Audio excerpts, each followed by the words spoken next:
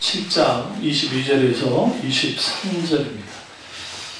그날에 많은 사람들이 나더러 이르되 주여 주여 우리가 주의 이름으로 선지자 노릇하며 주의 이름으로 귀신을 쫓아내며 주의 이름으로 많은 권능을 행하지 아니하였나이까 하리니 그때 내가 그들에게 밝히 말하되 내가 너희를 도무지 알지 못하니 불법을 행하는 자들아 내게서 떠나가라 하리라.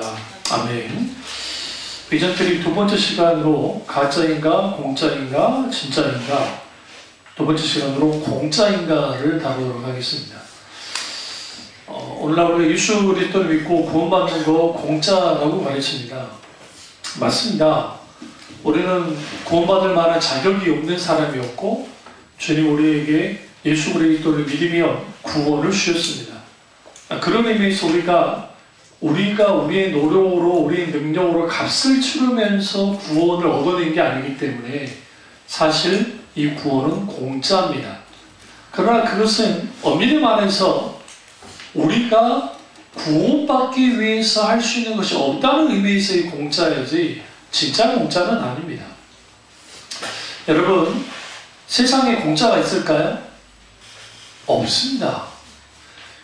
여러분 명동 같은데 요즘 뭐 화장품 가게 잘 안 된다고 하지만 거기에 막 뭐 주잖아요. TV 보니까 막 주더라고요. 그 여성분도 뭐 닦는 거가 뭔가 그런 거, 아니 물티슈로 막 주고 그러잖아요. 그러면 그 가게 안에 들어가야 주잖아요. 받고 가면은 주세요 그러잖아요. 안 그러나요? 들어가는 행위를 해야 주는 거예요. 공짜는 아닌 거죠. 내가 들어가 주니까. 그 왜 들어오게 하는 거예요? 들어오면 이 지름신이 내린 사람들은 안 사나더라도 들어가면 사게 돼 있어요. 무슨 말인지 아시죠? 필요하지도 않았는데 들어가서 사는 거야. 그러니까 그걸 노리고 상수로서 그런 것이고, 주로 이제 우리 권사님 세대의 분들은 어디에 속아 넘어가요? 이 다단계한테 속아 넘어가잖아요. 오시면 티슈 줍니다. 여기 꽤 많아요. 어쩌다 할머니들이 무르르 나와요. 저기 티슈 들고. 그리고 이제 공짜로 들고 공짜로. 또 계란도 막 주고. 근데 그게 공짜인가요? 그렇지 않아. 그 사람들은 거기에 있는 그 한 100여 명 되는 할머니, 할아버지들 중에 거기 몇 명만 사도 자기한테 이익인 거예요. 그리고 우리나라 사람들 미안한 게 있어가지고 뭐예요? 괜히 공짜 받으면 미안해. 뭔가 하나 사줘야 될 것 같아. 우리 어머니도 권사님하고 한 2번 갔다잖아요. 그럼 내가 그랬어요. 그 뭐하러 가셨어요? 그러니까 그냥 받으러 갔다. 근데 미안해서 못 가더라. 그 다음부터 안 갔어요. 미안해서 못 가게. 미안할 게 없는 게 이 사람들이 얼마나 잘하냐면 어머니 응? 30대 중후반 되는 혹은 40대 초반 되는 남자들이 아이고 엄마 하면서 안개 붙어가지고 막 안마도 해주고 막 스킨십을 해주는 거예요. 성추행은 아니고 뭐가 되시죠? 살갑게, 너무 살갑게 왜 안 오셨어요? 저저가 외로우신 분들이 그게 확 넘어가는 거예요. 그 물건이 좋고 나쁘고 중요하지 않아. 그래서 사주는 거야. 그럼 덤탱이는 누가 쓰는 거야? 이제 자식들이 쓰는 거지. 자식들도 그걸 갚아야 되니까 안 갚을 수는 없고. 그러니까 그런 걸 노리면서 합니다. 세상에는 공짜가 없어요. 그런데 성경 말씀은 공짜가 있답니다. 구원받음에 있어서 인간이 자신의 능력과 노력을 통해서 구원받을 수 없음에 대해서 성경은 말합니다. 이 세상의 모든 종교는 자기들의 노력을 통해서 구원을 받아요. 그러니까 이게 뭐 불교, 이슬람, 유대교, 뭐 어떤 종교든 유일하게 기독교 외에는, 카톨릭도 마찬가지예요. 카톨릭은 믿음으로 구원받는 게 아니라 믿음과 함께 뭐가 있어야 돼요? 그들의 선행이 있어야 구원받는다고 생각하니까 이 사람들은 전혀 우리랑 다른 사람이에요. 솔직히 말씀드립니다. 그러면 개혁교회는 철저하게 오직 예수 그리스도를 하나님의 전적인 은혜를 통해서 오직 은혜로, 오직 믿음으로 말미암아 구원을 받는 거예요. 그러니까 우리가 할 수 있는 것은 없어요. 구원을 위해서. 이슬람 교도들이 이제 여러분 언제 스페인 놀러 가가지고 가서 갖고 오다 꼭 모로코를 가란 말이에요. 바로 옆이니까 배 타고 1시간 반밖에 안 걸려요. 꼭 갔다 온 것 같잖아요. 다 가라는 거예요. 그러니까 갔다 오시면 돼요. 그렇게 좋아요. 근데 그 모로코 같은 데 가보시면 하루에 5번씩 뭐예요? 그 그 기도 소리를 막 임ам들이 막 하는 거, 알라 하머스폰 하면서 알라는 위대하시다, 오직 유일하신 하나님이시다 하면서 막 한단 말이에요. 그러면 사람들은 막 기도를 하는데, 재밌는 게 그들이 그들의 그 모스크 사원에서만 하는 게 아니라 길거리에서도 막 해요. 갈 수 없습니다. 자, 목사님들하고 차 한잔하고 있는데 어떤 그 말레이시아계 같아요. 무슬림 여자 하나가 우리한테 와가지고 자리 좀 비켜달라고. 그걸 앉아있는데, 좀, 안쪽에 앉아있거든요, 목사님들. 왜 그러냐? 그 영어로, 나는 지금 I want to pray. 난 기도를 원한다고. 나 기도를 원하니까 좀 비켜줄 수 있냐? 딱 보니까 터번 쓰고 있는 게 이슬람이에요. 우리가 누구예요? 목사잖아. 내가 비켜주겠어, 안 비켜주겠어요? No? 그래서. 성질내진 않고, No? 이렇게 얼굴이 조금 그러더라고. 그러니까, 가더라고.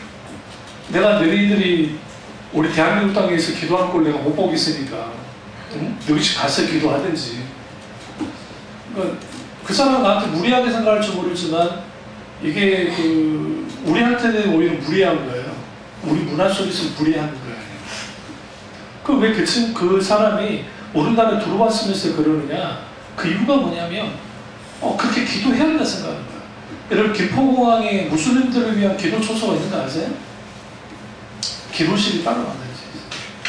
김포공항. 그게 이렇게 보았어요. 이거 정말 무서운 거예요. 왜 그 사람들이 그렇게 기도를 해야 되느냐? 기도해야 뭐 할 수 있어요? 그들은 구원받는다 생각해요. 선행을 해야 구원받아요. 그리고 그들의 그 성지인 메카를 성지순례 가야 구원받아요. 그러니까 아무리 가난해도요, 성지순례 어쨌든 가야 돼요. 가서 거기서 사우디아라비아에 있는 메카에서 순례를 해야 구원을 받는 거예요. 유대교는요? 유대교는 당연히 율법을 지켜야 구원받는 사람들이에요. 그들은 구원이 없어요. 그러니까 지금 정통판 유대인들이든 어떤 사람들이든 간에 그들에게 예수 그리스도가 없기 때문에 구원이 있을 수가 없습니다. 그러면 세상에는 공짜가 없어요. 그리고 교회에는 공짜가 있어요.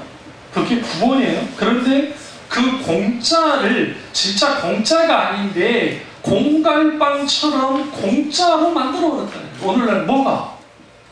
복음에서 벗어난 너무나 많은 교회가, 너무나 많은 잘못된 신앙을 갖고 있는 분들이 그렇게 만들어버려요. 그 논리는 이겁니다. 무조건 믿기만 하면 구원받는다라는 논리를 가지고 나왔습니다. 여기서 믿기만 하면 구원받는다는 의미가 그게 틀렸다는 게 아닙니다. 그 논제 자체는, 그 명제 자체는. 그런데 그 의미한 바가 다릅니다. 성경에서 의미하는 바와 그들이 의미하는 바가 다릅니다. 우리 사도행전 한번 가보시죠. 잠깐만 좀 찾겠습니다. 이 사도행전 이제 3장을 가보시면 계속 보면 사도 베드로가 이제 하나님의 말씀을 막 선포합니다. 그러면서 여기에 보시면 사도 지금 미문에 앉아 있는 누구를요? 이 맹인을, 여기가 안전맹인을 이제 고치죠. 맹인이 아니라. 그리고 사도 바울이 여기에서 십자가의 복음을 전합니다. 3장 15절 보면 생명의 주를 누가 주겠다? 그들이 주겠다는 말씀하고, 그러면서 16절이 굉장히 중요해요. 그 이름을 믿음으로 그 이름이 너희가 보고 아는 이 사람을 성하게 하였나니 예수로 말미암아 난 믿음이 너희 모든 사람 앞에 이같이 완전히 낫게 하였느니라. 그럼 여기서 중요한 게 믿음은 어디로부터 나는 거예요? 나로부터 나는 거예요? 아니요. 예수님으로 말미암아 생긴 믿음이에요. 그러니까 오늘날 많은 사람들이 착각하는 게, 내가 예수님을 믿으면 구원받아 라고 하는 그 명제 자체는 틀리지 않는데 그것에 대한 해석이 다르다. 의미를 다르다. 어떤 의미가 다르냐면 믿기만 하면 되는 거예요. 내가 믿었다 쳐주면 되는 거예요. 안 믿었으면 내가 믿습니다. 예수님을 내가 믿었어 이제.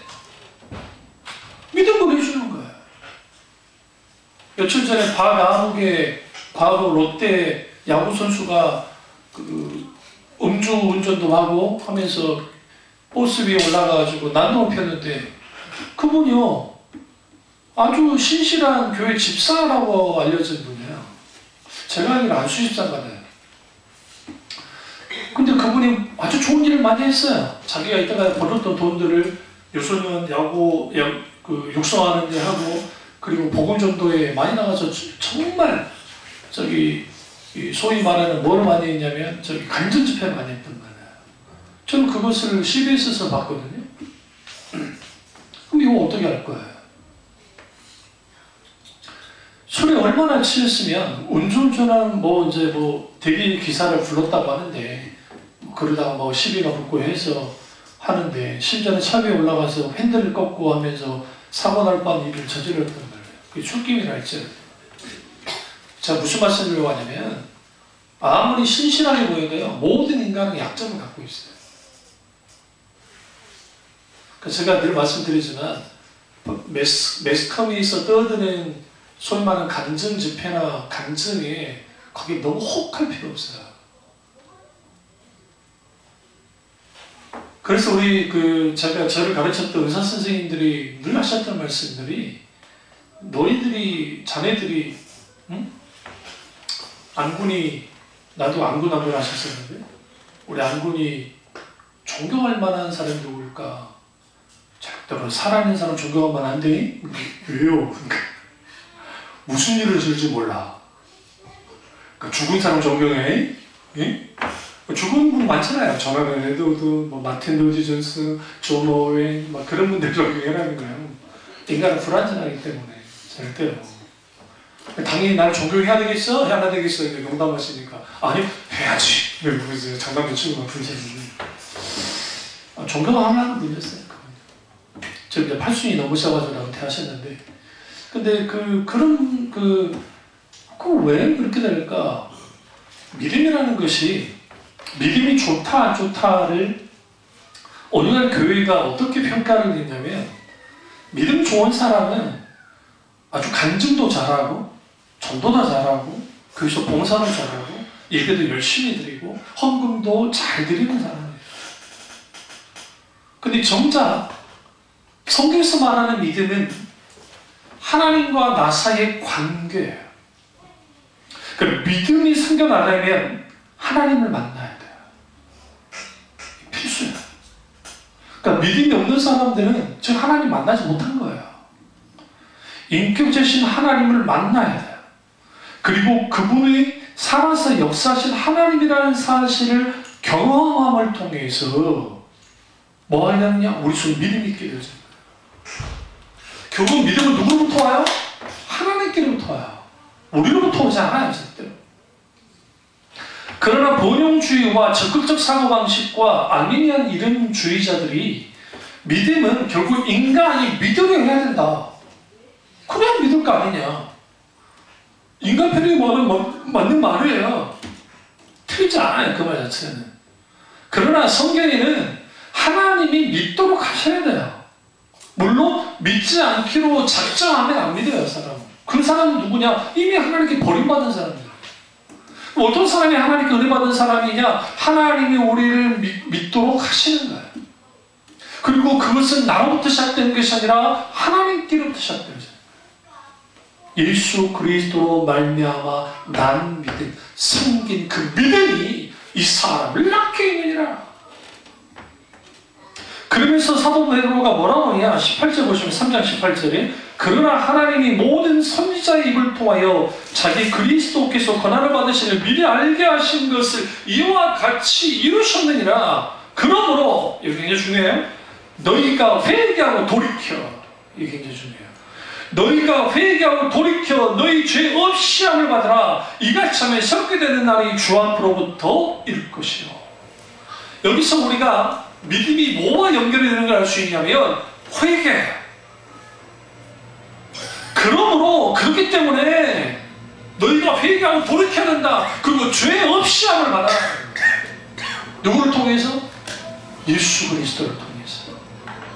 이게 성경에서 말하는 믿음이에요. 그래서 성경에서 말하는 믿음은 믿음이 드러날 때 반드시 누가 같이 드러나냐면 살아서 역사하시는 예수 그리스도 그분이 일어나는 거예요. 그러면 은혜는 값없이 우리에게 베풀어 주시는 하나님의 호의라고 배우셨어요? 교리로. 그리고 하나님이 살아서 역사하시는 하나님이 도우시는 임재가 은혜라고 분명히 말씀드렸습니다. 이 하나님의 호의로서의 은혜이든 하나님이 도우시는 임재로서의 은혜이든 간에 이 모든 하나님께 왔어요. 그 가치는 굉장히 커요. 그러나 받는 우리 입장에서는 내가 어떤 것을 하지 않고 받는 거예요. 여러분의 자녀들에게 뭔가 선물을 줄 때에 어떤 조건 붙이고 줍니까? 여러분 이런 짓 절대로 하지 마세요. 너 이번에 100점 맞으면 더 좋은 거 줄게. 몇 점 맞으면 너 선물 줄게. 여러분 절대 이거 그렇게 가르쳐는 안 돼요. 조심하세요. 왠 줄 아세요? 자기들이 공부하는 거 자신을 위해서 공부하는 것인데 거기에다가 마치 이게 일종의 이 교육학에서 아주 가장 낮은 수준의 교육 방법인데 이런 거는 뭐냐면 내가 뭔가 너에게 대가를 줄 테니까 너는 그걸 통해서 이것을 하면 돼 라고 해요. 그러면 아이들이 공부를 뭘 놓고 공부를 하냐면 내가 뭔가를 받기 위해서 어릴수록 뭔가 받기 위해서 공부를 해요. 그리고 성적은 올라가요. 근데 문제가 있어요. 그거를 위해서 공부하는 거야. 그러면 결국은 초점이 어디를 향하냐면 공부 자체보다 뭔가 얻기 위해서 공부를 해요. 그럼 일종의 수단이 돼요. 수단이 되었지만 수단으로서 계속 했던 애들은 성취하고 뭔가를 얻어내고 성취하고 뭔가를 얻어내고 성취하고 뭔가를 얻어내는 친구들은 그런 식으로 양육을 받는 친구들은 이제는 내가 만약에 서울대 의대에 합격했어요. 스파이크했어요. 딱 되면 뭐야? 나 차 하나 빼주셔야 돼요. 자기가 원하는 것들을 다 요구하면서 자기 중심적으로 모든 끌어당기고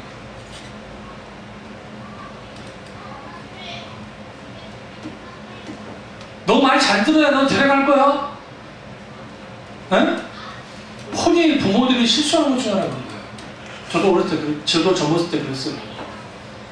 애들한테요, 뭔가를 할 때 너 나의 말 잘 들으면 내가 여기도 데려가 줄 건데 너 말 안 들으면 안 데려가 줄 거야 라고 해버리면 이거는 뭐냐면 내가 엄마 말 잘 들으면 따라갈 수 있다? 그런 차원밖에 안 돼요.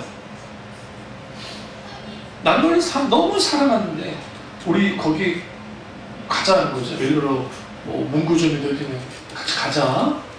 응? 조건 붙이면 안 돼요. 왜?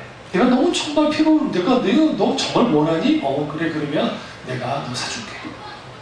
근데 그걸 꼭 부처엄마들이 말 잘 들으면 말 잘 들으면 사줄게. 물어봅시다. 여러분 어릴 때 얼마나 말 잘 들었는데. 말 잘 들으셨어요? 우리 하나님이 그런 분이 아니니까 얼마나 감사해요. 왜 그러시냐면 여러분 아이들을 이제 양육할 때 힘든 이유가 뭐냐면 어릴수록 뭔가 어떤 조건을 붙여서 해야 되는 거예요. 그래야 아이들이 들러요. 이게 개훈련 시킬 때하고 똑같아요. 이게 교육학에 나온 거예요. 제가 만들어낸 말이 아니고 교육학에서 개인을 훈련시키는 방법과 아이들을 훈련시키는 방법이 똑같네. 이게 주입식 교육 중에 일본 놈들이 했던 교육 방법과 똑같아요. 그게 뭐냐면 개인을 훈련시킬 때 먹을 걸 주면서 훈련시키죠. 그리고 기다려 말 잘 들 때까지 계속 해주면서 먹을 거 주고 하면서 해요. 그럼 이제 애들한테 착한 애들을 어떻게 만드느냐면 내 말 잘 듣는 애로 계속 상 주고 돈을 주고 뭐를 주면서 그렇게 애들을 키워요. 그렇게 되어지면 이게 일종의 부모로부터 뭐가 있어야 돼요? 뭔가 얻는 게 있어야 움직여지잖아요. 그럼 얻는 게 있게 움직이지는 사람으로 성인이 돼버리잖아요. 그러면 부모와 관계 속에서는 이게 이해관계인 거예요. 계산관계로 가져간다. 그러니까 희생하지 않아요. 절대로 부모를 위해서. 이게 심각하게 말하는 필요는 없어요. 다 그렇지는 않다는 거지만 그런 의미에서는 우리가 분명히 볼 것은 뭐냐면 하나님은 우리와의 관계를 가질 때에 너 이렇게 하면 내가 이렇게 해줄게 그렇게 나가보지 않아요. 나 너무 사랑해 너. 내가 너를 너무 사랑하는데 이렇게 해주면 안 되겠니? 그러니까 하나님이 너 이렇게 안 하면 너 가만 안 둔다. 너 이렇게 안 하면 날 상 안 줘. 그게 아니고 난 너무 사랑해. 내가 내 목숨 걸어 다 사랑했어. 이제 날 믿어주면 안 되겠니? 죄악의 자리에서 나오면 안 될까? 나를 기쁘게 하는 자리로 나오면 안 되겠느냐라고 주님이 물으세요. 성경에서 말하는 우리 하나님은 인격적입니다. 그래서 하나님은 사람들을 억압하거나 누르지 않아요. 그러니까 진짜 하나님을 만나게 되면, 그러니까 기질이, 그러니까 일종의 군림하고 억압하고 소위 말하는 가부장적으로 막 누르는 그럴 수가 없어요. 왜 그러냐면 하나님 그런 분이 아니기 때문에. 그런 하나님을 만나게 되면 물론 하나님은 권위를 갖고 계십니다.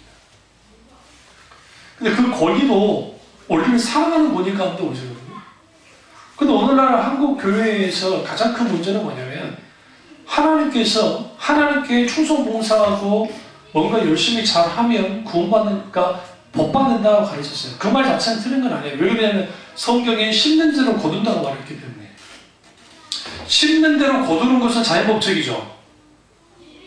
자연법칙이잖아요. 아니 우리 저기 미정 집사가 저기 가음을 심었더니 거기에 순이 났다잖아요. 그건 내가 상상도 못했는데 난 심을 생각도 안 했어요. 왜? 안 자랄 걸 아니까. 응? 과거 권사님 효청도 사실 때 그 가음이 거기다 쥐도 파먹고 쥐가 잡혀가지고 거기다 쥐도 파먹고 여러 가지 막 했더니 그게 갑자기 감이 그렇게까지 막 그러진 않았는데 갑자기 감이 이렇게 커지더니 제가 지금도 기억하는 게 이때까지 먹었던 감 중에 그 감이 제일 많이 있어요. 지금 제 기억 속에요. 응? 물론 이제 우리 악양에 있는 지리산 밑에 사는 우리 이모 집의 감은 좀 다르겠지만 그 감은 완전히 다르겠지만 도심지에서 그런 감 나올 수 없다는 거예요. 근데 왜 그게 가능했냐면 걸음을 또 권사님이 엄청나게 걸음을 막 해버렸어요. 그러니까 이게 미쳐 감이 막 감이 얼마나 큰지 몰라요. 또 작지도 않고 예쁘게 생기고 맛있고. 그 심는 대로 거두는 거는 세상 법칙이나 성경은 말하고 있어요. 그러나 기독신앙은 그걸로 끝나지 않아요. 기독신앙은 인과 윤리라고 하는 심으면 걷는 원인이 있으면 결과가 있다고 하는 것을 뛰어넘어요. 기독신앙이라는 게. 그게 뭐냐? 구원이에요. 이걸 최초로 파라독스라고 하는 단어를 쉐린 키르케고르가 썼는데 역설이라는 뜻입니다. 하나님이 역설의 하나님이에요. 그래서 하나님은 어떻게 했느냐? 이 원인이 있으면 결과가 있다는 인과인을 깨뜨려요. 깨뜨리고 어떻게 나왔냐면 인간이 스스로 구원받을 수 없음을 알았기 때문에 하나님이 어떻게 무조건적인 하나님의 은혜와 사랑을 부어주셔서 인간을 구원해 줬어요. 이걸 역설이라고 합니다. 그러면 공짜를 이제 우리가 다루니까 예수 그리스도의 십자가의 은혜가 공짜입니까? 그렇지 않습니다. 우리가 구원받는 과정, 우리로부터 내가 아무것도 할 수 없었다는 것, 할 수도 없고 할 능력도 없다는 것을 인정하면서 공짜이지만 그렇다고 하나님 구원 자체가 공짜는 아니에요. 그 가치는 어느 정도의 가치를 갖고 있냐면 하나님 크기만큼이에요. 그러니까 우리가 받은 구원은 하나님 크기만큼의 구원이에요. 그 이유가 있어요. 그 이유는 뭐냐면 아담과 하와가 죄를 지었을 때의 그 죄의 크기는 어느 정도일까요? 여러분 생각할 때 선악과 하나 따먹는 크기입니까? 하나님을 존재적으로 좀 어려운 말 하겠습니다. 존재적으로 하나님을 말할 때는 뭐라고 말하냐면 영원한 생명이신 하나님이에요. 그러니까 하나님의 생명은 영원해요. 그래서 이걸 eternal life, 영생이라는 말이 거기서 나온 거예요. 영생, 영원한 생명. 하나님이 영원한 분이에요. 근데 그 영원하신 하나님께서 뭐라 했어요? 선악과를 따먹지 말라 했어요. 근데 인간이 그 선악과를 따먹었어요. 그러니까 인간이 지은 이 죄는 어느 정도의 죄냐면 영원한 죄를 지은 거예요. 이 죄가 영원히 우리가 영원토록 있게 되는 죄를 지어버렸단 말이에요. 그래서 하나님께서 인간이 되기를 작정했던 이유가 뭐냐면 이 죄를 사할 수 있는 존재는 없어요. 천사가 사하겠어요? 그렇다고 누가 사하겠어요? 이 죄를. 하나님 자신에는 없다는 거예요. 그래서 하나님이 인간이 되시려고 육신의 몸을 입고 이 땅에 오신 거예요. 왜? 인간의 지은 죄가 영원하기 때문에. 영원히 큰 죄, 그 죄를 졌기 때문에. 그 죄는 신성 모독죄이자 하나님 향한 반역죄가 있습니다. 그 반역죄를 충분히 이것을 지워 없앨 수 있는 것은 하나님의 있는 음성이기 때문에 하나님 인간이 되셨고, 또 하나는 그분이 그렇게 하심을 통해서 이제 인간이 되셔서 인간으로 태어나셨어요. 근데 중요한 것은 인간을 구원하기 위해서 하나님이 죽기를 결정한 거예요. 이게 여러분 왜 이게 엄청난 사건이냐면 하나님은 죽으실 수 없는 분이에요. 자, 들으세요? 하나님은 죽으실 수 없는 분이에요. 왜? 그분 영원한 분이기 때문에. 근데 그분이 인간이 되셨어요. 그러나 완전한 인간이 완전한 하나님이 되셨다고요. 그럼 그분이 죄가 없으셨어요. 예수 그리스도 그분 자체는. 왜? 여자를 웃어 놓으셨기 때문에. 그리고 그분이 죄가 없으신 분인데 그분이 죽기를 작정했어요. 어디에서? 십자가에서. 그래서 여러분 예수 그리스도의 십자가의 무게는 하나님 죽음의 무게를 담고 있어요. 하나님 죽음의 무게를 담고 있다는 것은 이거는 상상할 수 없는 거야. 육신의 몸을 입고 오신 하나님이 죽으셨던 거야. 어디에서? 십자가에서. 그 십자가에서 죽음의 그 무게가 인간을 뭐 했어요? 구원했어요. 예수 그리스도의 십자가의 복을 받아들이고 믿는 자들이 구원을 받잖아요. 그래서 구원의 무게는, 구원의 가치는, 우리가 구원받은 가치는 이 세상의 어떤 것으로도 값을 매길 수 없을 만큼의 가치를 갖고 있는 게 구원이에요. 공짜 안 해요, 절대로. 제가 순복음 신학을 했던 사람이 한세대 대학원에서 순복음 신학을 했던 제가 왜 장로로 오게 된 격정적인 계기가 뭐였냐면 그 안에서 신학을 쭉 배워보니까 뭐 괜찮은 교수님도 있어서 도움도 많이 받았습니다만 아니라고 생각했어요. 그리고 공공연하게 행해서는 그 소위 사람들은 예배 시간 그 중간에 설교 다 끝나고 헌금하고 난 다음에 사람들이 이렇게 세워가지고 처음 나오신 분 일어나십시오. 뭐 등록하신 분 일어나십시오. 그러니까 일어나게 해가지고 소위 거룩한 기도문을 이렇게 이제 같이 낭송하게 만들어요. 그런 다음에 당신들은 구원받으시면서 선언해버려요. 그런 식의 기독교가 어디 있나요? 도대체. 그래서 제가 졸업 논문을 쓰지 않아가지고 지금 저는 수료로 끝나 있어요. 졸업 논문도 안 썼어요. 그리고 대학원은 다른 데로 옮겨버렸어요. 그럼 왜 제가 그랬냐면 그 졸업 논문 쓰는 것 자체도 돈 아까웠어요. 내가 그거 부채할 필요가 없겠다 생각해요.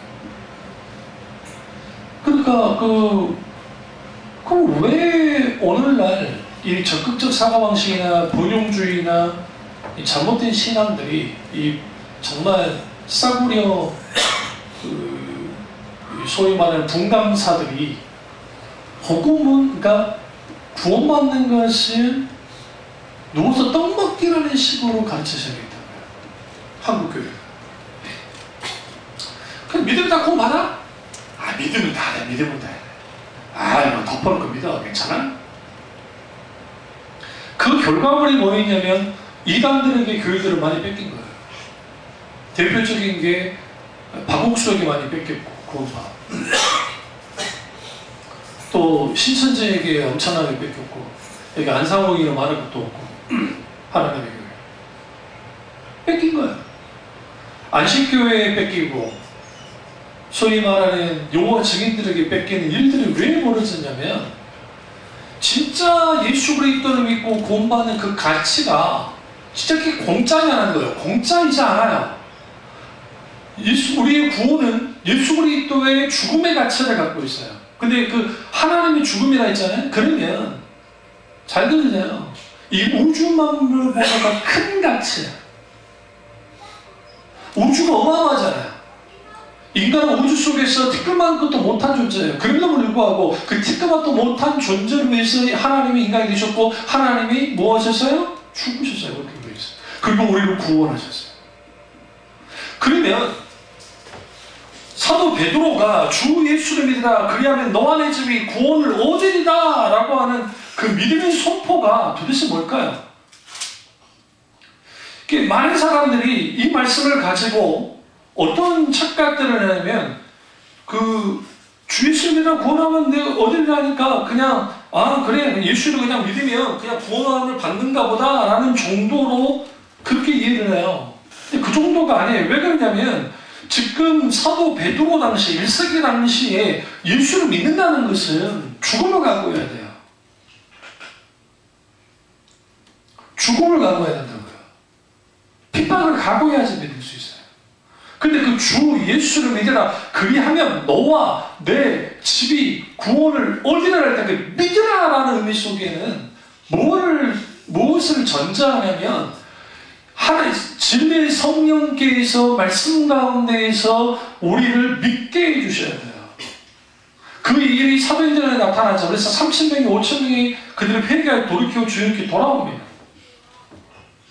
그리고 우리가 너무나 잘 아는 2장, 사도행전 2장 21절을 보시면 누구든지 주의 이름을 부르는 자는 구원을 받으리라 하였느니라. 여기 요엘서에 있는 이 말씀을 그대로 인용했습니다. 그래서 우리가 잘 알듯이 우리 찬양 가운데 주의 이름을 부르는 자는 구원을 얻으리로다.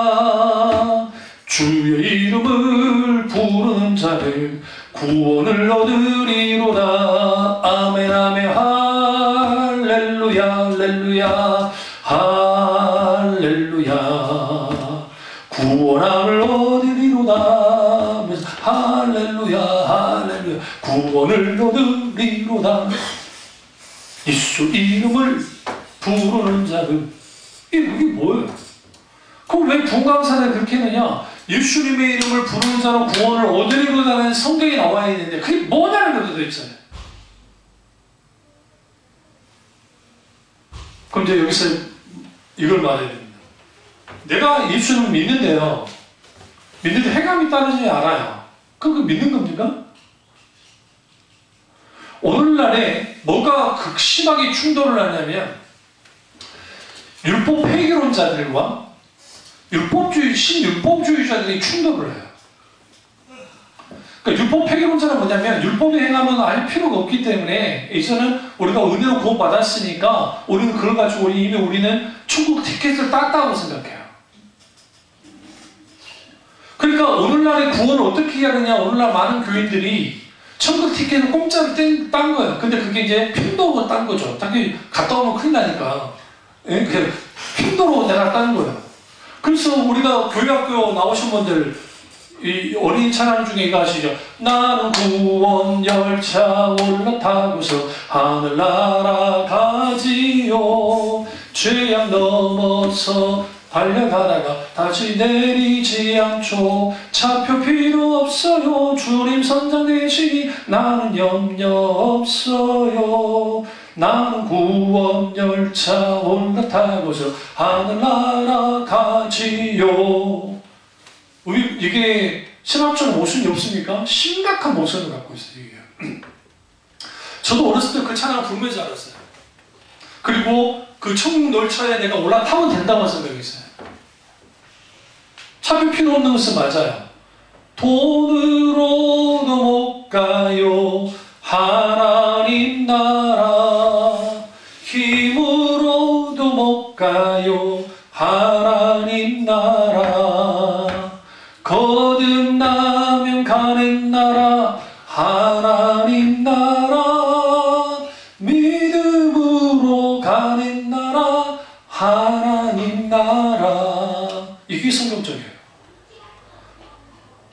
더 재밌어요. 어여뻐도 못 가요 하나님 나라. 이제 율동을 하시거든요. 그 교육교 선생님들이, 조연교 선생님들이. 저는 이제 몸치니까 따라하지 않았고, 근데 이제 그 말씀으로 이제 또 간다고 막 그렇게 하는데, 오직 믿음으로 말미암아 가는 나라 하나님 나라입니다. 여기서 중요한 게 거듭나야. 그 거듭남의 모든 공력과 모든 것은 전적으로 하나님의 은혜로 되어 있어요.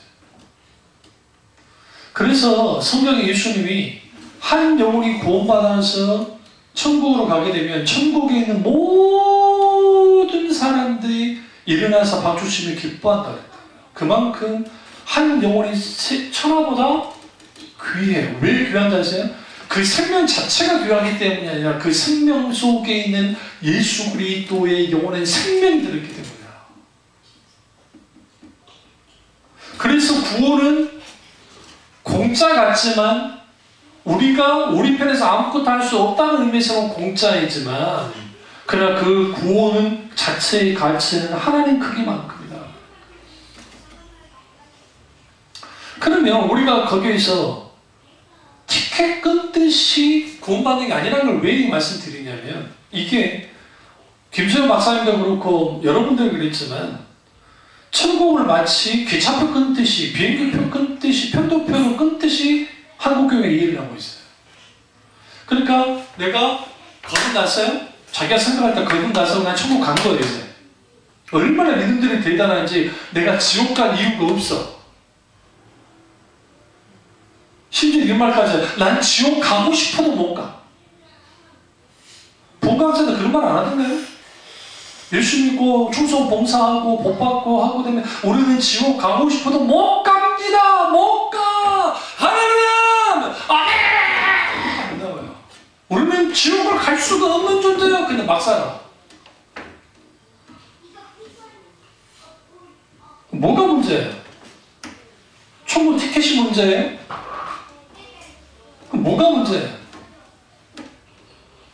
첫째, 믿음에 대한 이해가 잘못되어 있고, 성경에서 말하는 믿음이 아니에요. 인격체를 바탕으로 한 믿음이 아니고 신념체계의 믿음이 확률이 굉장히 높고, 또 하나는 성경에서 말하는 믿음은 철저하게 인격체를 바탕하잖아요. 종교심과는 달라요.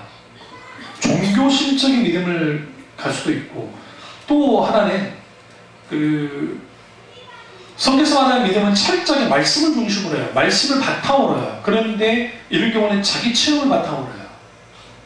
근데 자기 체험과 종교적 체험을 갖고 있으니 자기는 하나님 믿는다는 생각하고 실제로 그래요. 자기 믿는다고 착각하며 살아가요. 근데 문제가 오늘 예수님이 뭐라 하죠? 불법을 행하는 자들 떠나가라 했죠. 선지자 노릇한가요? 근데 진짜 선지자 노릇했겠어요? 그들은 스스로가 선지자인 줄 알았어요. 본문 한번 돌아가보세요. 여기서 중요한 단어가 22절에 7장 22절에 그날에 많은 사람이에요. 적은 사람이 아니니까 문제예요. 많은 사람이 나더러 이르되 라고 주님 말씀하셨어요. 그러면 여러분, 선지자가 흔합니까? 안 흔합니까? 안 흔하잖아요. 그런데 선지자 노릇했다라는 의미 속에는 많은 사람이 주여 했어요. 근데 그들의 대표인 사람들이 나왔는데, 근데 그들을 이끄는 사람들은 얼마나 대단한 사람들이냐면 선지자예요. 선지자. 예언도 해주고 예언기도도 많이 해주고 뭐도 해주고 그런 사람인가요? 그 심지어는 귀신을 쫓아내요. 얼마나 대단합니까? 많은 권능을 해요. 병도 고치고 엄청난 역사를 했던 사람들이 있단 말이에요. 그런데 많은 사람들이 주여 주여 하더라는 거예요. 주여 주여 내가 믿습니다 라고 했어요. 그러면 오늘 여기서 우리가 문제가 되는 건 뭐냐면, 내 믿음이 정말 참이냐고요. 정말이라고 한다면 믿음은 반드시 행함을 같이 가져가요. 동전의 양면이에요. 내가 믿으면 믿음과 행함은 따로 가지 않아요. 절대로. 성경에서 말하는 믿음은. 그러면 신율법주의자들과 율법 폐기론자들은 왜 여기서 충돌을 하냐면, 율법 폐기론자들은 뭘 강조하다가, 소위 하나님의 은혜만을 계속 강조하다가 인간의 책임 부분에 대해서 실질적으로 말하지 않는다고 생각합니다. 한국교회가 싸구려 은혜를 강조하다 보니까, 싸구려 복음을 강조하다 보니까, 싸구려 구원을 강조하다 보니까 믿기만 하면 다 돼. 하나님 은혜로 다 되는 거야. 할렐루야 하면서 분위기 띄워가지고 막 하면서 회개하고 막 눈물 콧물 흘리면서 하나님 믿었습니다. 천국 티켓 하나 딱 땄어. 끝! 천국 가니까 있어. 끝! 공짜 티켓 짜고 그런 마음대로 살아요. 그러면 구원파들이 말하는 과거의 죄, 현재의 죄, 미래의 죄, 하나님이 다, 예수님이 다 담당했으니까 이제 앞으로 짓는 죄는 구원과는 전혀 관계없다는 식으로 가르칩니다. 물론 예수 그리스도께서 우리의 과거의 죄, 현재의 죄, 미래의 죄를 다 담당하시고 다 속죄하셨어요. 죄를 사해 주셨다고요. 그럼에도 불구하고 주님이 우리에게, 그러면 십계명이 파해졌나요? 안 그래요. 십계명은 분명하게 살아있어요. 다만 구원, 그러니까 율법은 구원에 있어서는 아무 소리가 없어 우리한테. 그러나 성도의 성화, sanctification, 성도를 거룩하게 하는 부분에 있어서는 뭐 하느냐? 아주 유효해요. 그리고 이 율법은 결국은 이 인간이 이 부패하고 타락하는 것을 막아주는 역할을 해요. 경고를 해서 그렇게 해서. 거기에 뭐가 나나요? 지속적인 회개와 회심의 역사가 나타나는 통해서 그리스도를 닮아간다고요. 그래서 성경의 구원의 시제를 세 가지로 말하는데, 이 과거의 시제, 현재 시제, 미래의 시제에 대해서 말해요. 이미 구원 받았었다라고 말하고 있고, 그리고 받고 있다고 말하고, 받을 것이다라고 말해요. 그래서 성경에 너희 구원을 이루라라는 표현이 있어요. 미래적으로. 구원을 이루는 거예요. 그렇다고 자기 행함으로 구원을 이룬다는 것이 아니라, 단순히 행함으로 이룬다는 게 아니라, 믿음은 반드시 행함과 믿음은 같이 가는 거예요. 이 갈비 선생님이 누구도 똑같이 말하고 있어요. 저도 마찬가지예요. 성경에도 분명히 그렇게 말하고 있어요. 근데 한국교회는 이원론적인 신앙이 팽배한 이유가 뭐냐? 박아무개 그분처럼, 그분이 스타였거든요. 롯데 저는 대표 선수였고. 근데 그 사람은 왜 그랬냐고. 아니, 그냥 평소도 그냥 예수 믿습니다, 좀 신앙 좋으시, 그 정도라는 말을 내가 이해를 하겠는데, 전국 방방곡곡 다니면서 간증이, 제가 딱 찾아보니까 2018년 12월 며칠 어느 교회 가서 집회를 했던 거 보니까.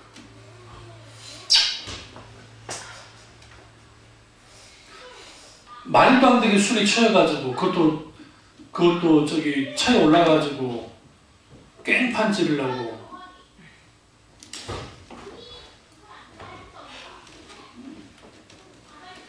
제가 그래서 연예인들의 믿음을 믿지 않아요. 그래서 제가 늘 말씀드리겠습니다. 연예인들이기 때문에 믿지 않는 것이 아니라, 예수님을 딱 믿게 되잖아요.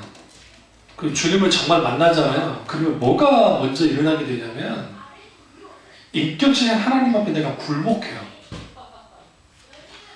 근데 이 중생의 역사가 있을 때는 그게 실제로 일어나요. 마음으로. 근데 이게 그대로 끝나버리면 다시 살아나요. 내 본성이. 그래서 사도 바울이 날마다 옛사람을 십자가 못 박아라는 의미가 그게, 계속 예수 그리스도의 앞에 나의 옛사람의 본성을, 내 본성을 십자가에 못 박아요. 자아를 깨뜨리는 거예요. 십자가 복음으로. 깨뜨리면서 주님을 닮아가야 돼요. 다시 말하면 self denial이라고 하는 자기 부인과 자기 십자가는 시작이 어떻게 되냐? 단순 과거행이 아니고 현재 진행행이에요. 매일매일 날마다 자기를 부인하고 날마다 자기 십자가 지어야 된다고요. 한국교회는 거기까지 나가지 않아요. 절대로.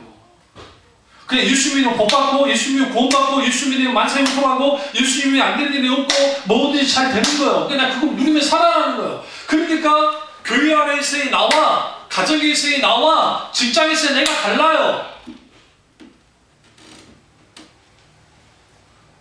직장에서의 그 속물 근성은 누구보다도 정말 뒤처지 않을 만큼 그렇게 되는 사람들이 있단 말이에요. 큰 찬양을 하지 못할 만큼에. 그럼 왜 그렇게 되어졌느냐?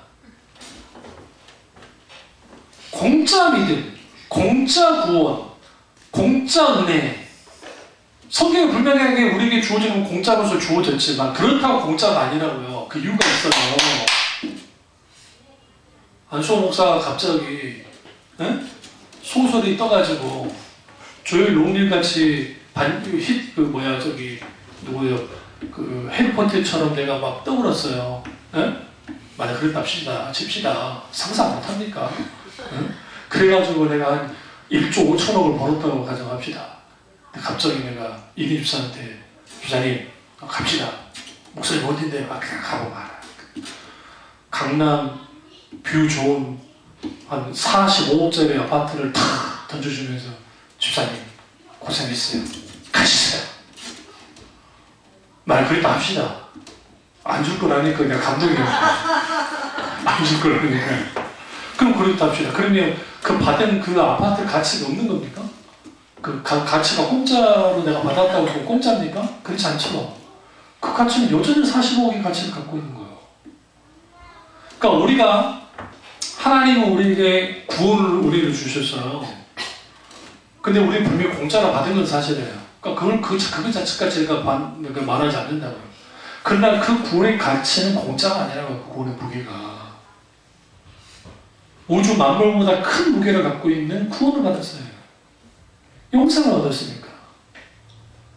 그러면 공짜 구원이 왜 이렇게 많느냐? 그 이유는 뭐냐면 이렇게 일어난 현상은 예수 그리스도의 십자가의 복음이 일회적인 일회용으로 끝났습니다.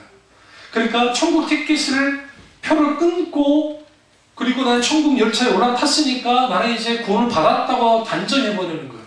그러니까 이 말은 그렇지 않지만 구원파가 했던 것과 똑같아요. 구원파들은 이전에 내가 깨달음의 비밀을 얻고 구원을 받았으면 이제 앞으로 지는 죄에 대해서 우리는 자유하다고 가르쳐요. 어떤 죄를 지어도 지옥 가지도 않고 괜찮다고 가르친단 말이에요. 그리고 굳이 하나님께 기도할 필요도 없다고 그래요. 뭐 자존심에 구할 필요도 없다는 거예요. 그런 거 다 알아서 다 되니까. 그렇게 가르치는 게 누구예요? 구원파예요. 구원파. 근데 오늘날 한국교회 교인들의 모습을 보세요. 이제는 과거에 비해서 기도 안 해요. 과거의 교인들은 달라가도 기도했잖아요. 문제 해결해달라고 기도했잖아요. 이제 기도조차도 안 해요. 왜? 구원파를 닮아가요. 자기들 아니라고 그랬죠. 자기들도 모르게 닮아가요. 김수영 박사님이 얼마나 그랬으면 한국교회 90% 이상이 구원파적인 믿음을 갖고 있다고 했어요. 구원가를. 그것 때문에 신학자들끼리 고신 측, 교수님, 신대영 원장님과 붙어가지고 막 이제 논쟁도 하셨지만 좀 과한 부분이 있긴 있어요. 김수영 박사님이. 제가 강의를 딱 들어보니까 그럼에도 불구하고 그러니까 김영환 교수님이 중간에 서가지고 하다가 누구 편을 들으셨느냐? 김수영 박사님 편을 들었다고. 그 이유가 뭐냐면 한국교회가 그 정도로 심각하다는 거예요. 그럼 왜 그 심각성을 잘 모르겠죠? 이거 보면 알 수 있어요. 이기수 목사님이 했던 말이야. 이기수 목사님이 그 교회 과거 목회하시고 하실 때 교인들이 나이들이 많으시니까 많이 돌아가세요. 그리고 이제 그 장례를 이제 임종 직전에 목사님 다 가셔가지고 하는데 충격을 받은 거예요. 목사님. 어떤 충격을 받았냐면 신실하고 참 신앙생활 잘한 분이었는데 죽기 전에 막 불어는 떠는 거예요. 그러니까 죽음 앞에 다 떨죠. 그런데 결정적인 게 예수님 안 믿어주고 천국이 있는지도 모르겠고 하나님 없는 것 같다는 거예요. 권사님이. 근데 그것만 그런 줄 알았는데 생각보다 많은 분들이 그러더라는 거예요. 응? 이게 뭐냐? 이게 뭐지? 그때 딱 들여다보니까 믿음의 능력이 잘못되어 있는 거예요. 인격체신 하나님을 만나고 그 바탕 위에 있는 믿음이 아니면 우리는 그 죽음 앞에 딱 섰을 때 천국이 있는 것 같지도 않고 지옥이 있지도 않은 것 같고 하나님도 없는 것 같고 뭐도 없는 것 같아. 또 어떤 사람이 있어요. 내가 지옥에 확 떨어질 것 같은 또 그런 사람도 있어요. 신앙생활. 그 부속의 은혜가 어떤 건지를 몰라가지고. 그러니까 그것을 빨리 목사님이 계속 말씀을 하니까 그래서 평안히 돌아가시는 분도 계시지만 한국교회 교인들 중에 상당수가 내가 구원받았는지 구원받았지 않았는지에 대한 문제를 끙끙 앓면서 하는 사람 생각보다 많습니다. 생각보다. 근데 오늘날에는 더 심각한 건 뭐냐면 천국에 대한 생각 하지도 않아요. 그러니까 천국 생각 안 해요. 그냥 내가 죽기 직전에 천국 생각하면 되라고 생각하지. 과거처럼 내가 하나님의 나라에 대해서 천국에 대해서 생각하지 않아요. 그러니까 구원의 확신에 대해서도 그렇게 중요시되지 않아요. 과거에 비해서. 그렇게 되다 보니까 무슨 일이 벌어지냐면 싸구려 구원, 값싼 구원, 값싼 은혜, 솜사탕 복음 이라는 것들이 파헤치다 보니까 정작 진짜 구원의 역사를 경험하지 못하는 거예요. 인격자 하나님을. 회심의 역사가 나타나야 돼요. 지속적으로 회개하고 돌이킴 속에서 하나님의 회심의 역사가 나타나면 무슨 일이 벌어지냐면 내가 다시 하나님의 크신 은혜가 있게 돼요. 그리고 구원의 감격이 우리 속에 일어나기 시작해요. 예수 그리스도의 십자가의 능력이 우리 속에 나타나기 시작해요. 죽음 앞에서도 뭐예요? 당당해요. 사도 바울이 뭐라 합니까? 사망아, 내 쏘는 것이 어디 있느냐? 라고 말하죠. 조롱합니다. 사망에 대해서. 그게 사도 바울이 위대했기 때문이 아니라 십자가의 능력이 하나님의 은혜가 그렇게 만들어요. 마찬가지로 우리 가운데 뭐가 필요하느냐? 반드시 공짜 구원은 없습니다. 우리가 아무것도 할 수 없다는 것은 공짜 구원이 맞지만 그러나 그 은혜, 그 구원 자체가 공짜이지 않습니다. 그리고 믿음과 행함은 따로 가지 않습니다. 성경에서는 반드시 같이 가게 되어 있습니다. 행함만 강조하는 율법주의에 빠지면 우리는 거기에 묶이게 되어 있고 자기 의와 자기 공덕 신앙에 빠져 있습니다. 한국교회 상당수가 율법주의에 빠져 있고요. 또 상당수가 기복주의에 빠져 있고요. 상당수가 인본주의에 빠져 있습니다. 그리고 상당수가 죽은 정통주의에 빠져 있습니다. 공통주의 특징이 뭐냐면 본질에서 다 벗어나 있는 거예요.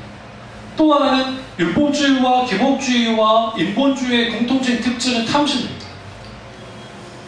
인간의 탐심이 그대로 녹아져 있습니다. 그러니까 신앙이 수단이 되는 거예요. 하나님이 수단이 되어버리는 거예요. 그러니까 실제로 살아서 역사실 하나님을 만나지 못하는 거죠. 그러니까 공짜에 파묻혀서 무슨 일이 벌어져요? 이상한 일들이 벌어져요. 그래서 공짜 축복이라는 게 생겨서 공동신앙이 교묘하게 파고들어서 감사한 거 많이 하고 기도의 양을 채우고 종교적 열심과 헌신을 다하면 하나님이 복을 준다는 신앙 공식화가 일어나고 그걸 통해서 모든 복을 하나님 받는 복의 수단이라고 여기면서 신앙생활해요. 그러면서 종교적 힘과 열심을 다하면 하나님은 복 주시고 잘되게 하실 거다라고 생각해요. 하나님 그런 분이 아니게 되는 겁니다. 이게 왜 그러느냐? 공짜에 속아서 공짜에서 역시 분별을 가지고 무엇이 진짜 공짜인지 참인지 제대로 하는 정말 여러분 되시기를 주님으로 축원합니다. 기도하겠습니다. 기도하실 때 오늘 선포된 말씀이 나의 말씀이다.